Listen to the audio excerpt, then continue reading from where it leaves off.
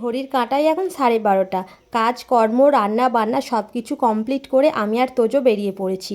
সবার প্রথম এসেছি পার্লারে। এসে দেখলাম পার্লার খোলা আছে, তাই ভাবলাম অনেক দিন আইব্রো করা হয় না, তাই আজকে পার্লার থেকে ঘুরে যাই। তো দিদি একটু ভিতরে রয়েছে বলে অপেক্ষা করছিলাম, তো ফাইনালি করা হয়ে গেছে।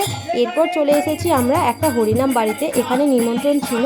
তো এখানে দুপুরবেলা প্রসাদ খাওয়ার জন্য বলেছিল, তো মাও এখানে ছিল, তাই এখানে চলে এসেছি। আর এই যে দেখো, মা সবাইকে মালা পরিয়ে দিচ্ছে যারা হরিনাম করছিলেন। আর এনারা না খুব গরিব। আমরা অথবা পাড়ার অনেক সবাই, আমার গুরুদেব সবাই মিলে টাকা দিয়ে সহযোগিতা করেছে, কারণ অনেক দিনের ওনার ইচ্ছা ছিল আমার বাড়িতে একটু হরিনাম হবে। তো সেই স্বাদ পূরণ করে দিয়েছে সবাই মিলে। সবাই মিলে কাজকর্ম করে দিয়েছে, এগিয়ে দিয়েছে, সব কিছু মিলেই সহযোগিতা করেছে।